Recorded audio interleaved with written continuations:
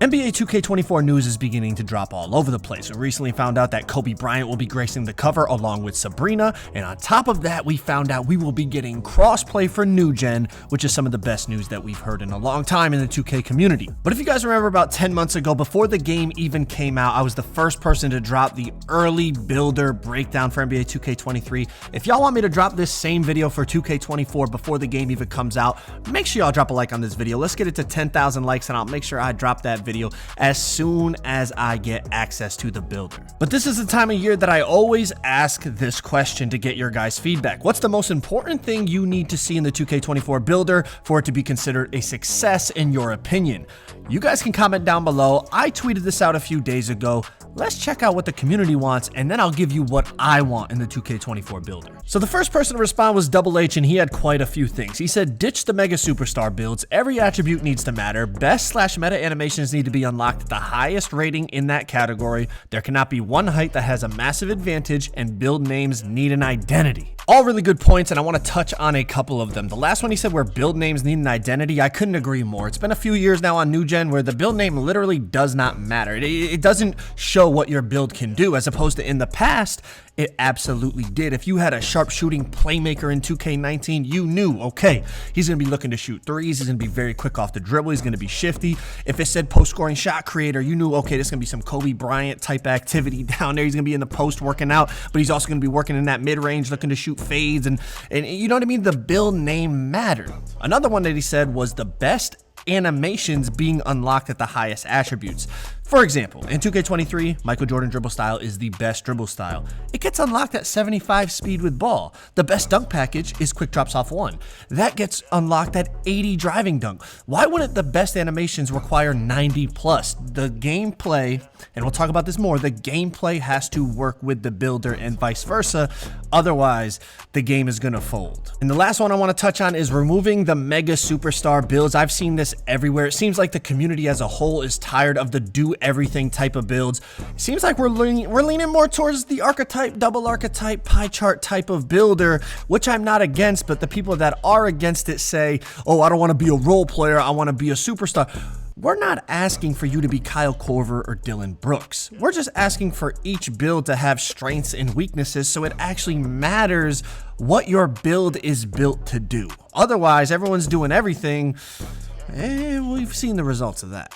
Next up, Badge Plug response, and I don't want you guys to think I'm only taking content creators' tweets. We have some non-content creator tweets as well. I want everyone's opinion. That's why I said comment down below. But Badge Plug chimed in with a whole novel, basically. But basically, the one I want to take, it echoed a lot of what Double H said, but the one I want to take from this is every attribute mattering. Now, this also piggybacks off of the attribute animation requirement thing, but he's also talking about gameplay-wise. Like, he talks about 45 standing dunk, and if anyone has played any sweaty game mode, you guys know, even on a 6'3" guard, like, once you get around 45 standing dunk, you can basically standing dunk glitch anytime you get in the restricted area. So he's not just saying the animation requirements, but he's also saying, and it's what I just touched on earlier that I said we're going to talk about more, the gameplay has to work with the builder. If you're allowing standing dunks all the time with a 45 standing dunk, then what is the point of putting your standing dunk any higher than that? Next up, Statistics said this, but a lot of people said this. They said we need the 2K19 archetypes back. In 2K19, we had double archetypes, right? So it was the 2K17 builder, except you chose a primary archetype and a secondary archetype. And I'm not gonna lie, I really like this builder, you know, but going back to anything old is gonna feel boring and lazy. So they would need to if we're gonna go with double archetypes, they would need to take it and revamp it and have it be something fresh and something new and something better than what we had in 2K19, right? But what I also want to touch on, and I've talked about it, I mentioned it a few times, but I want to talk about it a little more in detail. The gameplay has to work with the builder. So for example, 2K18 had damn near the same builder as 2K19, but you don't hear anyone saying we need 2K18 builder back. Why? Because the gameplay didn't work with the builder. The gameplay had so many broken mechanics about it that no one even remembers that the builder was very similar to 2K19. But people like the 2K19 gameplay and the 2K19 builder, so people are saying bring back the 2K19 builder. My point is the builder and the gameplay have to work together, and I've talked about this for the past couple years. If one of them is good and one of them is bad, the whole game is going to feel bad. At least for my park and my player mode. You know, I'm not talking my team or play now or any of that. For my park, my player, my career, whatever you want to call it, the builder and the gameplay have to work together. Otherwise, it's going to feel like, why am I even going to bother playing this? Something's broken, something's overpowered, this build is way too good, or this animation is way too good, and I'm just going to make a build that can cheese that animation because that's what everyone else is doing. Y'all see the trickle-down effect? It has to work together for the game as a whole to feel worth it. An extra nut made a really good point. Moving shot attributes and balanced badge attribute distribution for all heights. There's no reason to make a 6'4 or 6'6 build this year. So I want to talk about the first part. It's kind of niche, and a lot of people haven't thought about this, but moving shot attributes have not been in the game for many years. And what has happened on new gen since 21, 22, and 23, all 3 years on new gen, after like a month or two into the game, everyone is fading on every single build. It does not matter. You have an 80 3-pointer, a 99 3-pointer, everyone's fading. Why?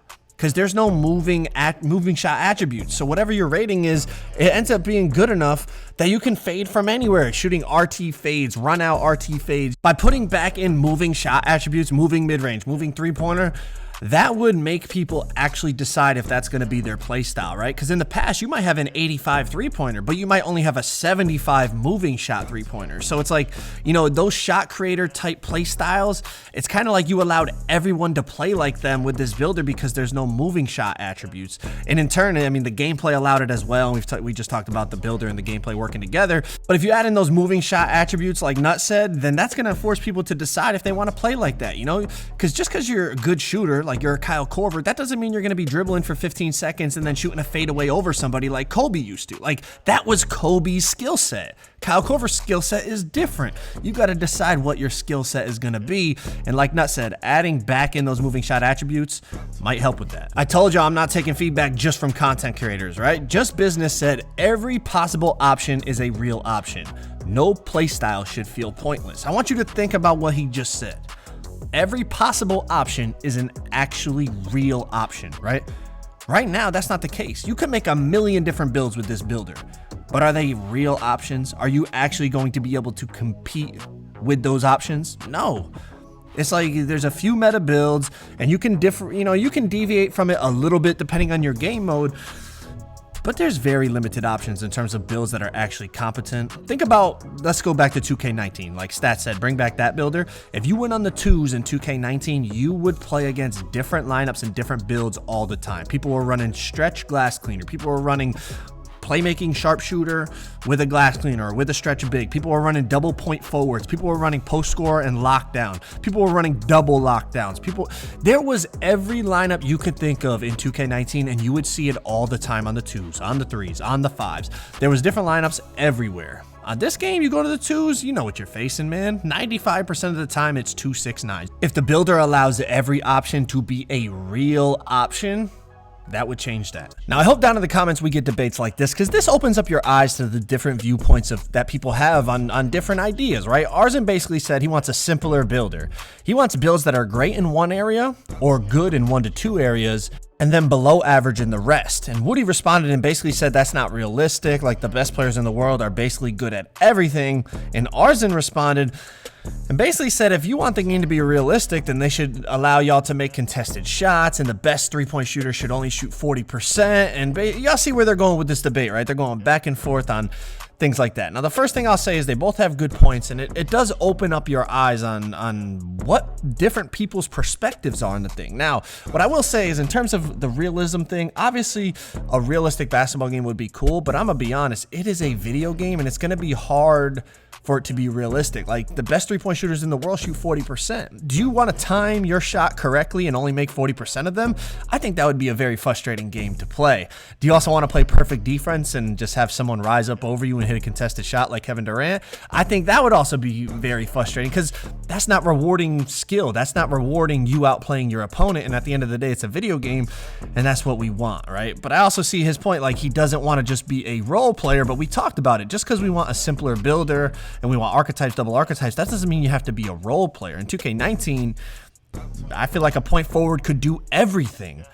But what separated him was the fact that his playmaking was so elite. If someone made a sharpshooter, sure, they could dribble, but they couldn't dribble like my point forward. That's the standout quality. Iggy Mo chimed in and he said variety. This year, you don't even have to look at the build names. You just know everyone could do everything. And I agree. And this was one of the biggest things that was echoed in the comments on this tweet. People want variety. People are sick of 6'9s on every 2's court, you know, a 6'1 guard on every 3's court. Like, people want a game back where, like I said, 2K19, 2K17, not in terms of making the same game, but I'm saying in terms of you're going to play against different builds all the time because those builds stand out in certain areas. Not saying they're role players, not saying you could do one thing and then you're trash at everything else. Like I said, a point forward in 2K19, you could play defense, but you could not play defense like a lockdown.